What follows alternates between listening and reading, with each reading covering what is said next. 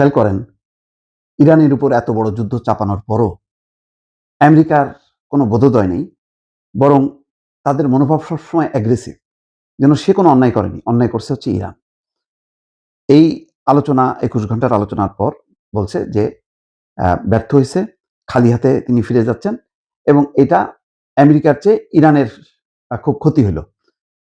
তার বিপরীতে দেখেন তেহরানের বক্তব্য কি, যে কিছু মতপার্থক্য থাকলেও আলোচনা চালিয়ে যাবে ইরান এবং যুক্তরাষ্ট্র, জানালো তেহরান। তেহরানের মনোভাবটা বা ইরানের মনোভাবটা কতখানি ইতিবাচক দেখেন।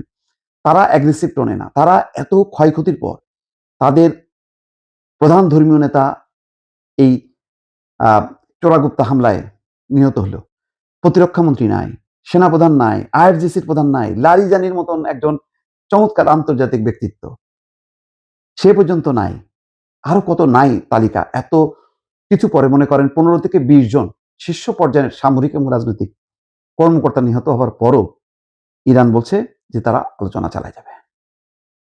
ইরানের এই যে মনোভাব, এই যে সদিচ্ছাটা, এটার কি কোনো গুরুত্ব আছে আমেরিকার কাছে? নেই। বিশ্বের কাছে আছে। বিশ্ব বুঝতে পারতেছে যে আমেরিকা এবং ইসরায়েল মিলে কি করতে চায়, কিন্তু তেহরানকে সাপোর্ট দেবে, প্রকাশ্যে তার পক্ষে অবস্থান নেবে, এরকম শক্তি তো নাই।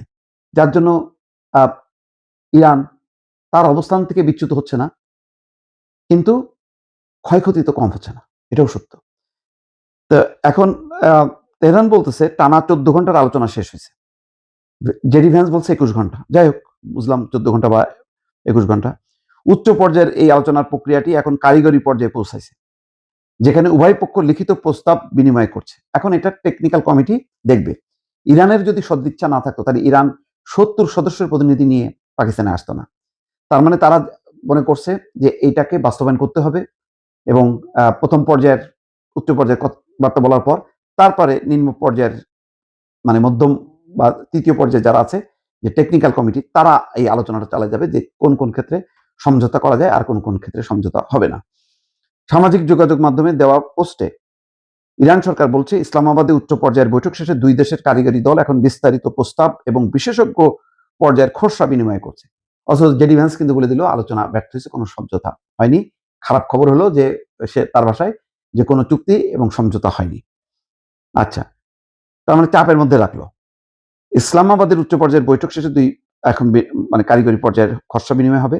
পোস্টে আরো বলেন কিছু বিষয়ে এখনো মতপার্থক্য থাকলেও আলোচনা অব্যাহত থাকবে। এর মাধ্যমে ইঙ্গিত পাওয়া যাচ্ছে যে গুরুত্বপূর্ণ বিষয়গুলোর দূরত্ব কমিয়ে আনতে আলোচনা এখন খসড়া তৈরির চূড়ান্ত পর্যায়ে প্রবেশ করেছে।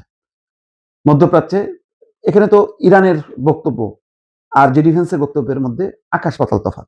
জেডি ভ্যান্স বলতে চাচ্ছে যেটা ব্যর্থ হয়েছে, ইরান কিন্তু সেটা বলছে না। ইরান বলছে বরং এখন দুই দেশের প্রস্তাব নিয়ে কারিগরি পর্যায়ে অর্থাৎ টেকনিক্যাল কমিটি এখন বসবে, বসে তারা একটা চূড়ান্ত করবে। তার মানে এটা চলতে থাকবে। মধ্যপ্রাচ্যে টেকসই যুদ্ধবিরতি এবং আঞ্চলিক উত্তেজনা প্রশমনের লক্ষ্যে পাকিস্তান এই প্রক্রিয়ায় মধ্যস্থতা করছে। কয়েক সপ্তাহের পরোক্ষ কূটনীতির পরে এই আলোচনা এখন একটি কাঠামোগত রূপ পেয়েছে। বর্তমানে কারিগরি, রাজনৈতিক এবং নিরাপত্তা সংক্রান্ত প্রস্তাবগুলোর উপর বিশেষ গুরুত্ব দেওয়া হচ্ছে। তো আমারও যেটা ধারণা, জেডি ভ্যান্স হয়তো এটা তার মতন করে একটা চাপ তৈরির জন্য ইরানের উপর দোষ চাপায় সে চলে গেলেও এটা ব্যর্থ হয়ে গেছে এটা বলা যাবে না। কারণ যুক্তরাষ্ট্র এই যুদ্ধ থেকে বেরোয় আসতে চায়। সে ইরানের প্রস্তাবগুলি মানবে না, কিন্তু আবার যুদ্ধও জড়াবে না। এমন একটা পর্যায়ের মধ্যে সে একটা চেক অ্যান্ড ব্যালেন্স করছে। সম্ভবত ওই অবস্থান থেকেই মানে জেডি ভ্যান্স চলে গেল, কিন্তু অনেকগুলো বিষয় রেখে গেল যে বিষয়গুলো নিয়ে এখন আলাপ আলোচনা দেন দরবার এটা চলতে থাকবে। তার মানে সংকটটা সমাধান হলো না, কিন্তু সংকটটা আবার যে ঠিক আগের পর্যায়ে যুদ্ধ পর্যায়ে চলে যাবে সেটাও মনে হচ্ছে না দর্শক।